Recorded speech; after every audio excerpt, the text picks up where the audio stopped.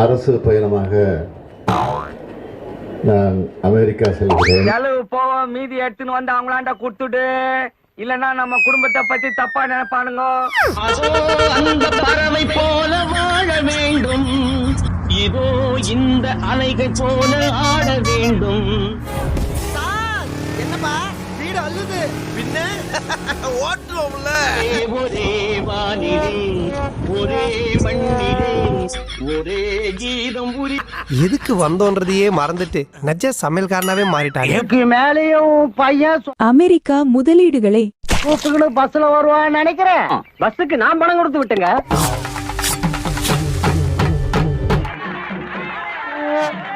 அமெரிக்காவில் சான் பிரான்சிஸ்கோல போய் ஐயா படத்தை பார்த்துட்டு வாழைப்படத்தை உருகி உருகி ஐயா அறிக்கை விட்டுருக்காரு. வாழைப்படம் பார்க்கத்தான் நீங்க அமெரிக்கா போனீங்க ஐயா. அமெரிக்காவுக்கு போனது முதலீட்டை ஈர்க்கவா இல்ல இன்ப சுற்றுலாவுக்காக போயிருக்காரான்னு தெரியல. என்னமோ நீங்களாம் கேக்குறத பார்த்தா நான் எங்கேயும் போகாத மாதிரி இருக்கு. அது பஸ் டிக்கெட். எந்த பஸ்லடா உமா டாக்கிஸ், முருகன் டாக்கிஸ், தங்கன் டாக்கிஸ்னு போட்டுக்கிறான்.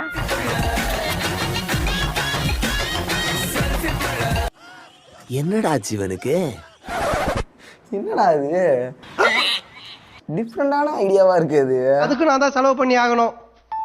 சொல்றா பண்ணித்தானே ஆகணும். யாருடைய அப்பா வீட்டு படம் இது? எப்படி இது போலாம் யோசிக்கிறாங்க. என்னோட கிரியேட்டிவிட்டியை பாருங்களேன்.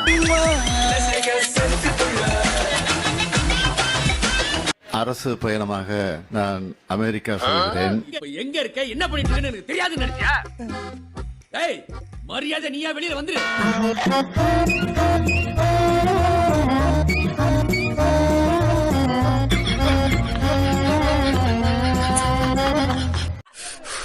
உனக்காக பண்றேன்னு சொல்லிட்டு ஒட்டுமொத்தமா உனக்காகவே பண்ணிட்டீலடா. நான் 2 நாள் ரூம் போட்டு தங்கி தான் போவேன். நீ 2 நாள் இங்க எதுக்கு தங்க போறேன்னு எனக்கு தெரியும். அத்தை மாமா நீ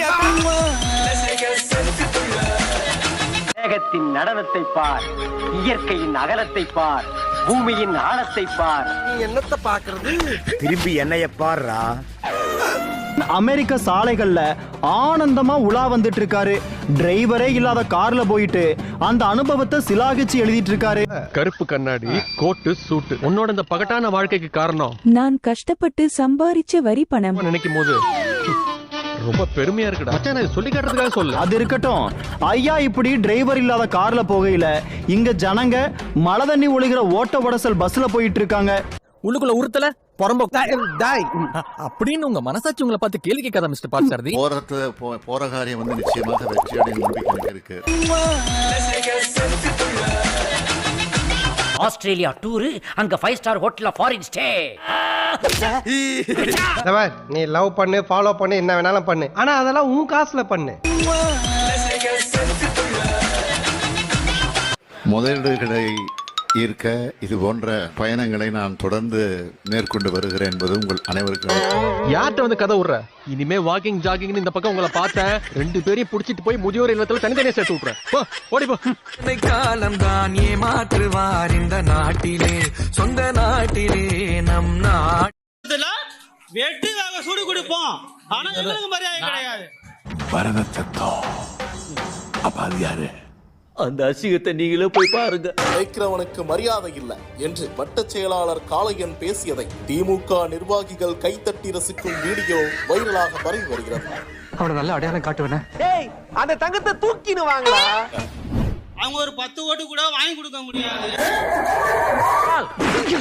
என்று நாங்க 4000 ஓட்டு வித்தியாசத்துல வெட்டியாக சுடு கொடுப்போம். ஆனா எங்களுக்கு மரியாதை கிடையாது. ஐயோ, காலையில இப்படி வீங்கி இருக்கு. இந்த அளவுக்கு உங்களுக்கு கொடுமைப்படுத்துறது யாருங்க? அந்த ஜட்ஜு தான். ஆனா மாநகர செயலர் கூப்பிடாரு பாருங்க, பேசாதேன்னு சொல்லுவாரு.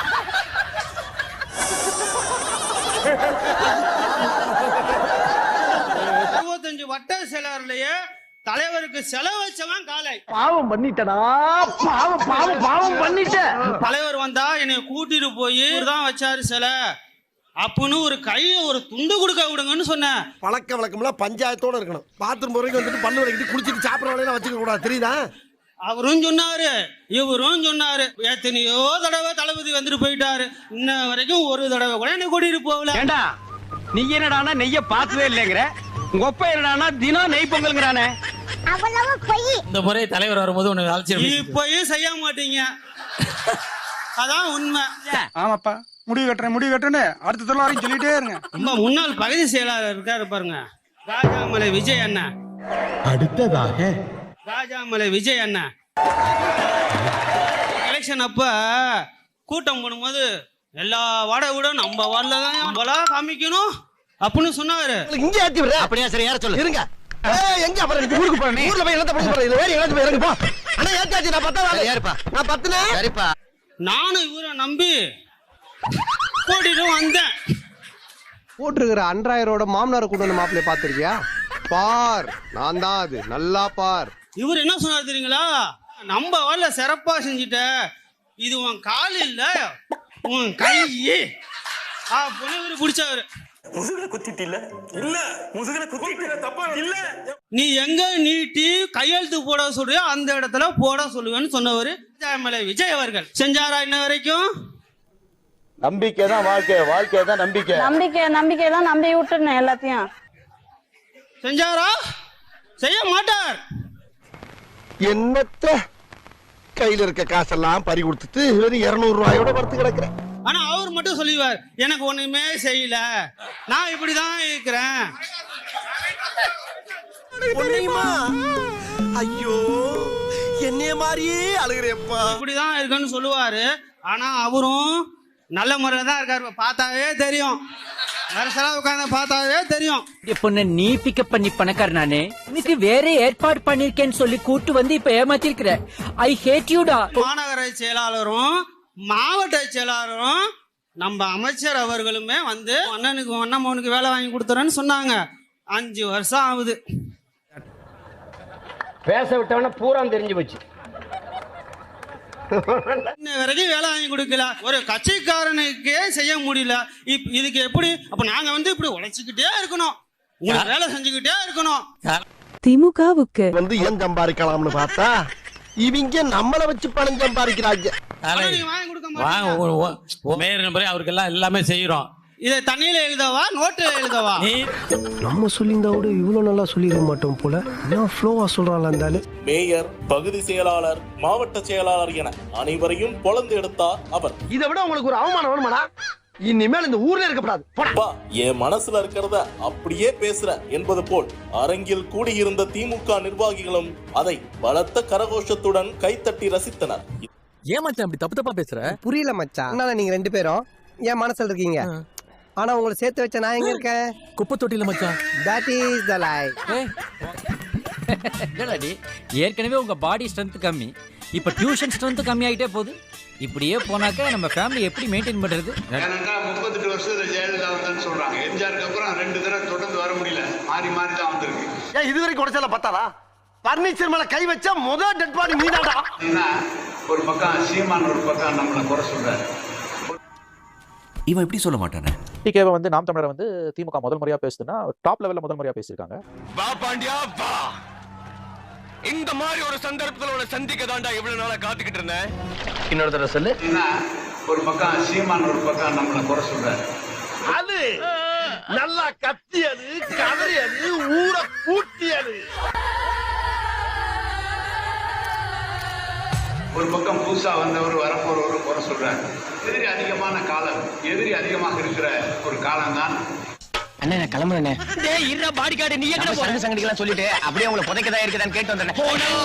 தேர்தலில் இருந்த அமைப்பு சட்டமன்ற தேர்தலில் வருமா என்று சொன்னால் நிச்சயம் அது போல ஒரு சுமூகமான சூழ்நிலை வராது என்பது எங்களுடைய கருத்து, பல பேருடைய கருத்து. அதுதான் இந்த கதையோட கிளைமேக்ஸ் என்ன தெரியலையப்பா.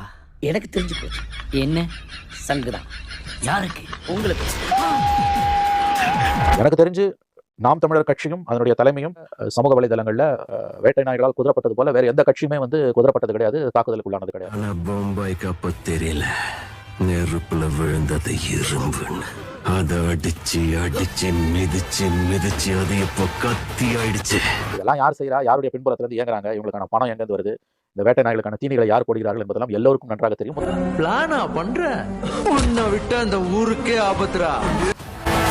என்டிகேவை பார்த்து நாம் தமிழரை பார்த்து திமுகவுக்கு ஒரு கலக்கம் ஏற்படுது என்பது அது வெளிப்படையாக ஒரு மந்திரி போட்டு வச்சிட்டேன். கதை இனிமே தான் ஆரம்பிக்க போகுது.